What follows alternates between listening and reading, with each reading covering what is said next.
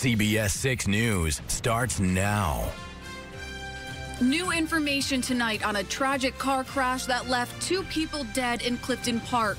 The charges one man is now facing and why police say he was unfit to drive. Plus, police investigating a hit and run after a car slams into a house in Schenectady. It flipped and ended here. We hear from a girl who says she's lucky to be alive. And the Muslim community comes together to support victims of a devastating fire that left dozens without a home. We'll tell you how you can help. Good evening, I'm Emily DeFisciani. We begin tonight with breaking news in the town of Hoosick, where authorities confirm they're responding to an auto pedestrian accident. We're told 2 pedestrians are hurt and helicopters have been deployed. Authorities say it happened on Route 7 near the Big Moose Country and Deli. We will continue to follow this breaking story tonight. We are also continuing to follow developing news in Clifton Park. State police say one of the drivers involved in yesterday's fatal crash was drunk. Dickie Wynn of Cohoes is now charged with aggravated vehicular homicide, 2 counts of vehicular manslaughter, and driving while intoxicated. Police say he had a BAC of .16. 2 people died in that accident. They have been identified as 33-year-old John Hennigan and 32-year-old Caitlin Holtzman, both from New York City. 3 others were seriously hurt. All of the victims were in the same car. The crash happened near a local church. We heard from a pastor today who said it was near the time of Mass. It's incredibly unfortunate. We had Mass that began at 4 o'clock and had no information at the beginning of Mass, but the whole church stood and prayed before Mass started, not only for anyone who may have been injured, but also for those who may have died. And also, especially on a weekend like this, for all the people who work so hard to keep us safe on the roads. Wynn was arraigned today and is being held in Saratoga County Jail without bail. He's due back in court on May 29th. 2 people are dead after a tornado near Oklahoma City destroyed a motel and tore through a mobile home park late last night. At least 29 others are hurt. According to the National Weather Service, the tornado was an EF3. That means winds of up to 165 miles an hour. Survivors described the destruction in the town of El Reno, which is about 25 miles west of Oklahoma City. Looked out straight out the window, which was busted, and saw my neighbor's trailer rolling over. When we got up, the whole house was overturned. We had a lot of patrons on the patio, and we started seeing tents overturned, chairs overturned. He also says more than 24 people were taken to hospitals, some even undergoing surgery. But here in the capital region, we got a really nice taste of summer with temperatures in the 70s and 80s. Most areas were also dry. Let's send it over to meteorologist Craig Gold to find out if it will stay that way. Right now, Schenectady police are investigating a hit and run where a car went off-road and hit a house on Santa Fe Street. This is a photo from our media partners at the Daily Gazette showing how much damage the car did. CBS 6's Steve Majiri spoke with the girl who was in the room that the car plowed into. Those are the skid marks left by that SUV, and they turned into tread marks as it plowed through 2 yards and didn't stop until it took out a whole corner of that house. Then it flipped and ended here. Kimberly Deonery was in this room before a car hit it and caused the walls to cave in. Everyone in the neighborhood has been asking her what it felt like. That had to be so scary. She says she's glad she got near a door before the car came barreling through. She got out with only a few minor bruises. Looking at the aftermath, it's just like crazy considering like it's just right there. She looks at it now, wondering what could have happened if she stayed where she was. At most, I thought it was going to hit like this tree or something. The city has ordered the family to stay out of the house during their investigation. Kimberly will be staying with her mother. Her father got home soon after the crash. Since then, he's been keeping an eye on the house. But he still has one burning question. The road is over there, it's not in here. How he end up in here? He says he'll be staying at a hotel for the time being. The family is also getting help from the Red Cross. Police say the driver of the SUV hit the house around 10 p.m. Saturday night. Police haven't found out why the SUV went off-road and are still looking for the driver. They say they've questioned one person about the incident, but haven't made any arrests. If you have any information, call police. In Schenectady, Steve Majiri, CBS 6 News. Happening tonight, the Masjid As-Salam is distributing donations to the victims of a fire in Albany last weekend that destroyed 8 houses. This is a look at the homes on Bradford Street today. The mosque has collected items and money for the people affected by this tragedy.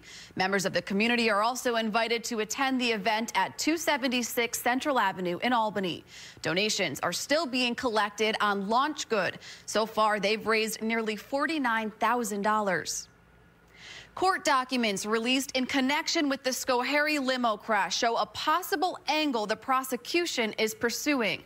The DA has asked for a DNA sample from the defendant, Naaman Hussein, something his legal team is fighting.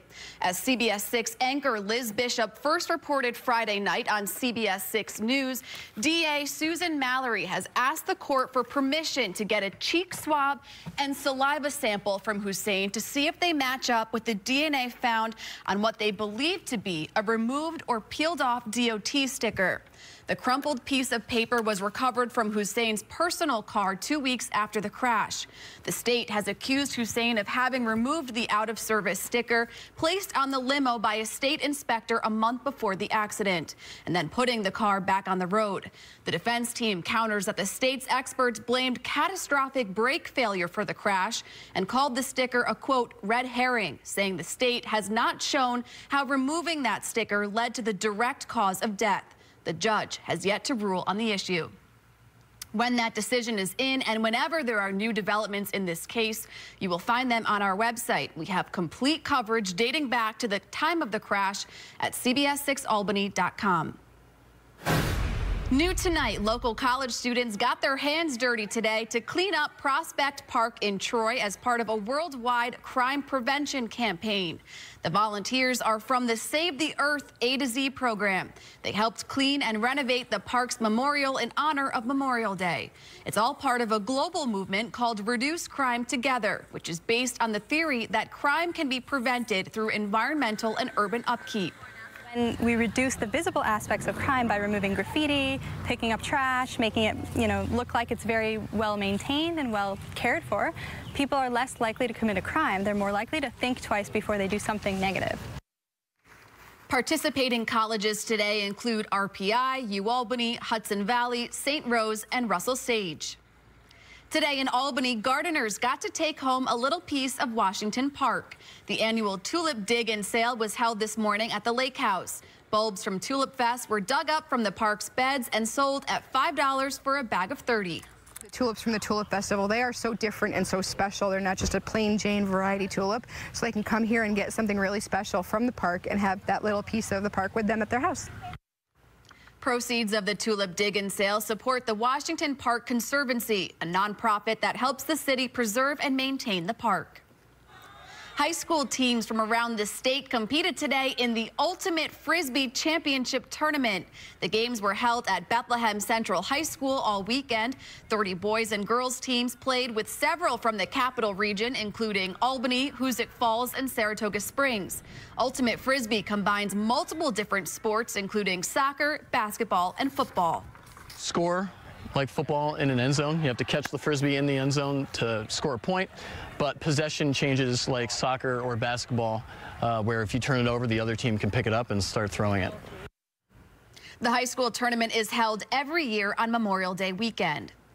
Still to come, a group of former military and police work to rescue victims of human trafficking. We take an inside look at some of their investigative techniques. Plus, a 32-year-old tradition could be leaving the nation's capital. Why President Trump says it's there to stay, but organizers disagree. CBS 6 News starts now. A wanted fugitive arrested, how authorities found him and the list of crimes he's accused of. Plus, new details in the deadly Virginia Beach mass shooting. Hear from a survivor who says he can only guess why his life was spared. And a CBD shop comes to Schenectady as the Food and Drug Administration takes steps toward regulating the cannabis-based product. We take a look at its many uses. Good evening, I'm Emily DeFisciani. We are coming on the air tonight with breaking news. Colony police say they are on the scene of a fatal motorcycle crash on Troy-Schenectady Road. Right now, details are limited, but we will continue to follow this story throughout the night on air and online and bring you the latest updates as we get them. New at 11, an armed robbery is under investigation in Troy. Police say it happened earlier tonight at a store on 15th Street and Hutton Street just before 7. They say a man wearing a mask entered the store with what appeared to be a handgun, demanded money, and was given an undisclosed amount of cash. Police say the suspect then fled the store on foot. No one was hurt. The investigation is ongoing. Anyone with information is asked to contact Troy Police. A Ravenna man is in Albany County Jail tonight, arrested as a fugitive from justice. Authorities say this man, Michael Peroni, is wanted in the state of Arizona. Peroni was caught when the sheriff's office was doing a traffic detail in the village of Ravenna, and deputies pulled him over for failing to stop at a stop sign on Wendell Street. That's when they discovered a warrant for his arrest on charges of burglary, theft, and trafficking of stolen property. Peroni is now waiting to be extradited to Arizona. Turning to the weather now, some areas have seen showers and thunderstorms today. Let's check in with Craig Adams to see if that chance continues into this evening. Craig. Developing now, today we learned the gunman in the Virginia Beach mass shooting had resigned from his job with the city just hours before. 12 people were killed within minutes at the municipal building before police wounded and captured the shooter, who later died at the hospital. CBS News' Katherine Johnson has the latest from Virginia Beach.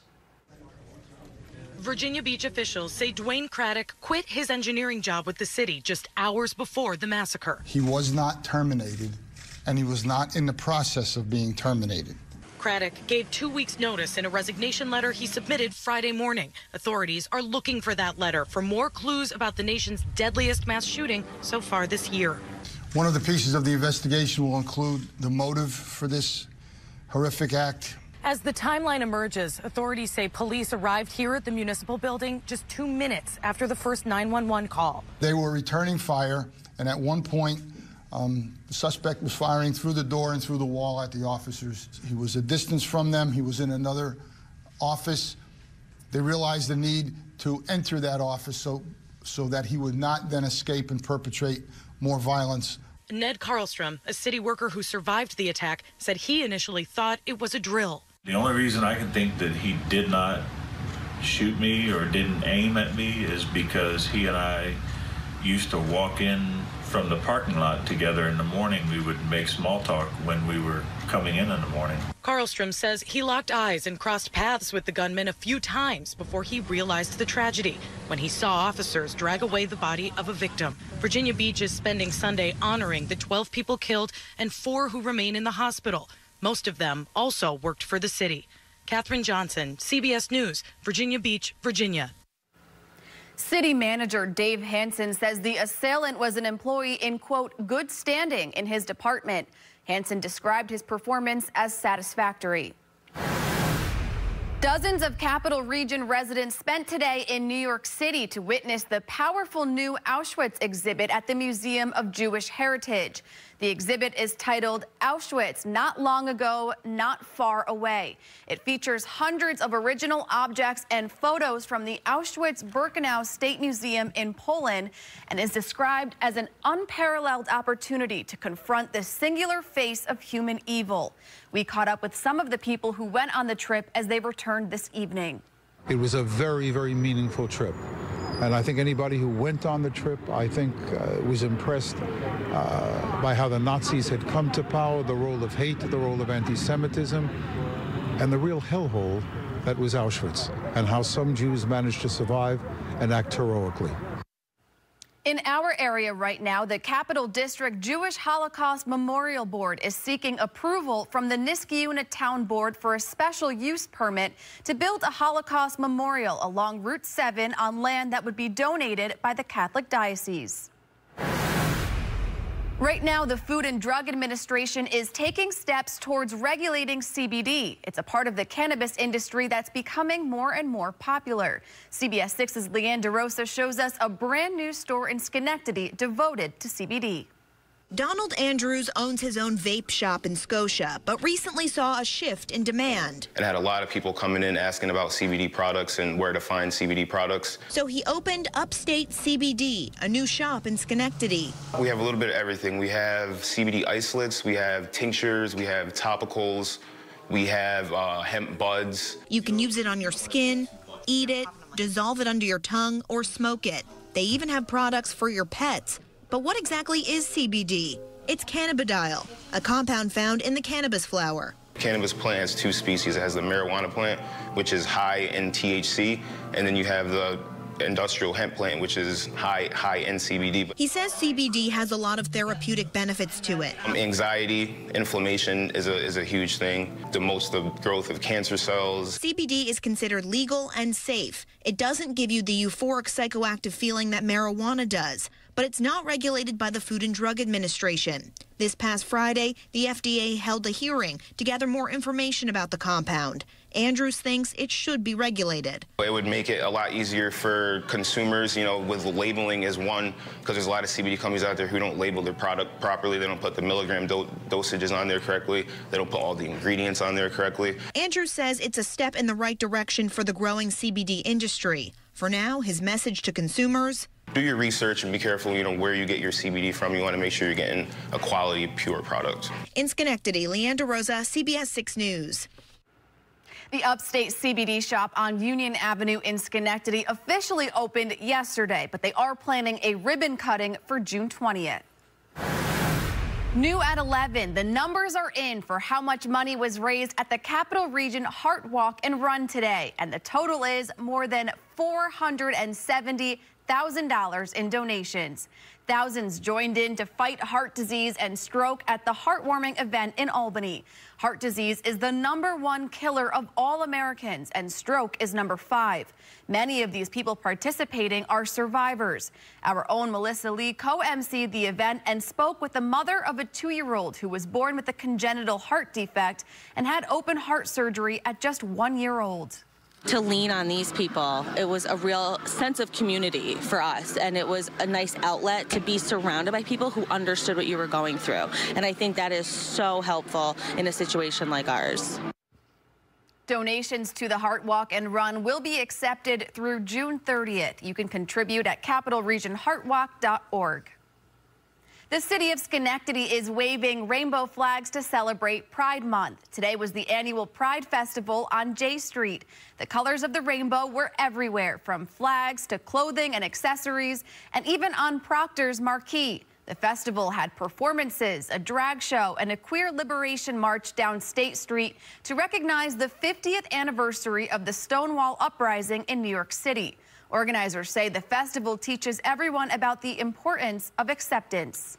Instead of being a certain classification of what somebody is or what their gender is or isn't, we all got to start realizing that we're all humans. We all have different ideas, things, beliefs in people that we love, people that we don't love. They also unveiled a new art installation in Gateway Plaza across from SUNY Schenectady. It features rainbow arches that mark milestones in the LGBTQ rights movement, from Stonewall to marriage equality to GENDA, the Gender Expression Non-Discrimination Act. New developments tonight in the case of a mother missing for more than a week. The 2 suspects under arrest tonight and the charges they're now facing. Plus, Boeing facing a new problem as they work to get their 737 MAX planes back in the air. The faulty part that could damage the plane during a flight. New at 11, we have an update to a stolen alligator investigation we reported last week. The owner of Kobe the Gator posted on Facebook that he is now home safe. She's thanking everyone who put the word out to find him, but says as of now, she's not at liberty to discuss the details of his return. The Columbia County Sheriff's Office says someone stole the 6-foot-long reptile from a residence in New Lebanon last weekend. They say the owner is both licensed and permitted to have Kobe.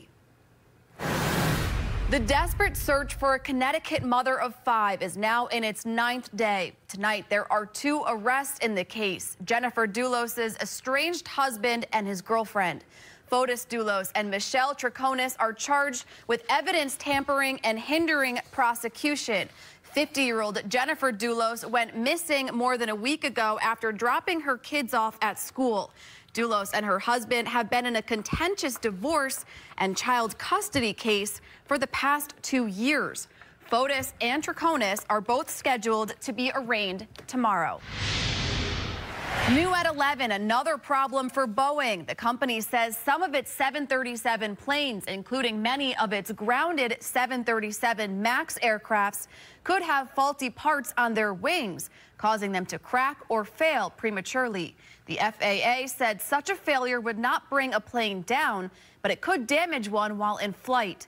This is the latest issue the company faces as it tries to get the 737 MAX planes back in the air after they were grounded following 2 deadly crashes.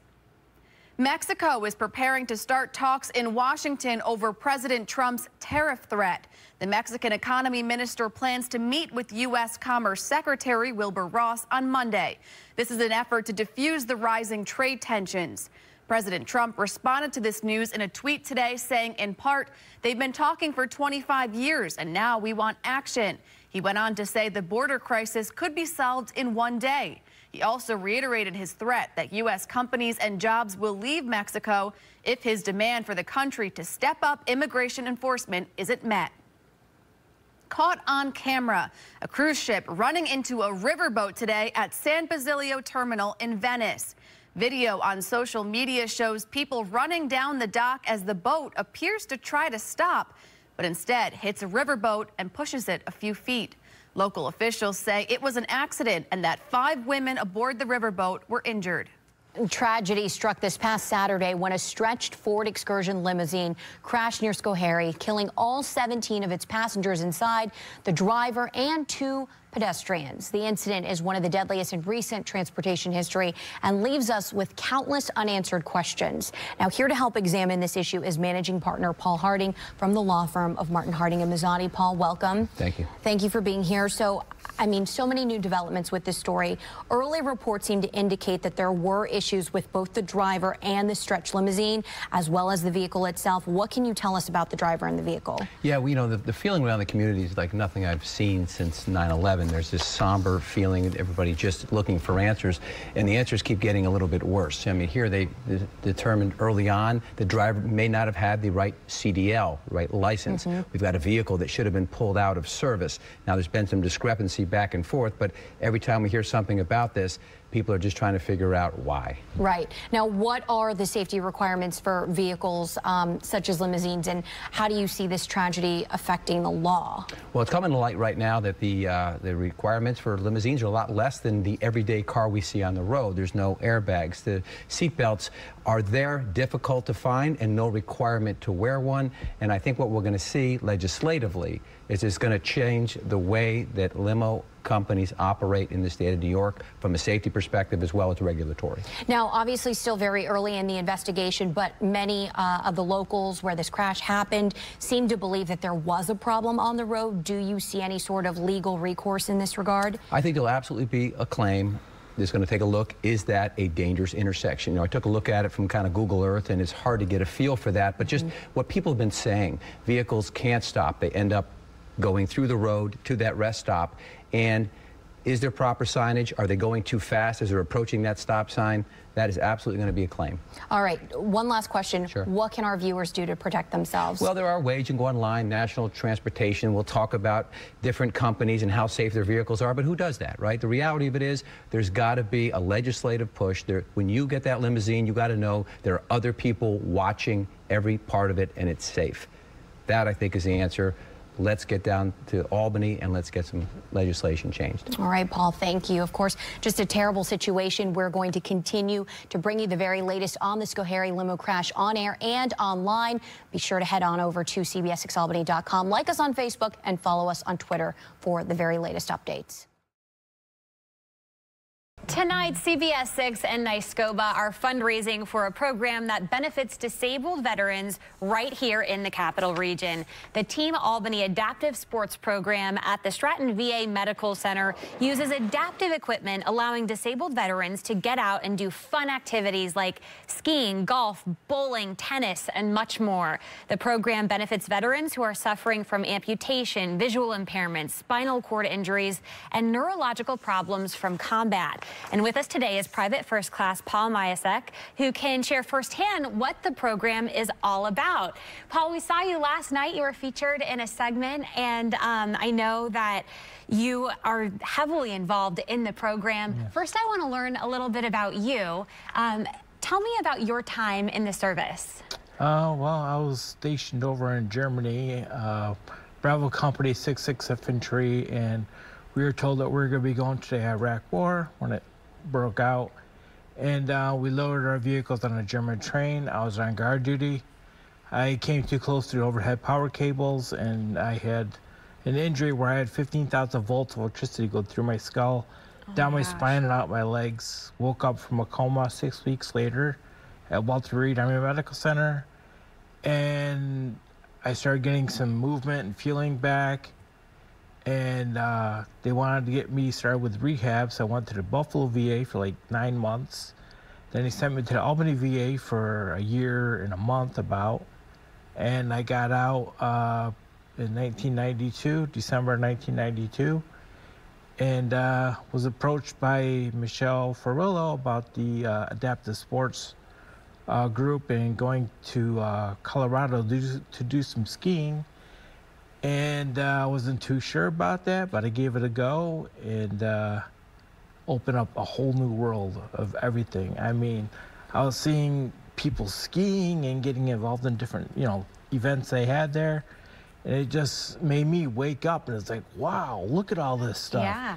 And I just got deeply involved in many sports. And yeah, tell me about the sports that you've been able to do because of this program. Okay, I've done downhill skiing, cross-country skiing, snowmobiling, rock climbing, javelin, discus, archery, air rifle, sled hockey, kayaking,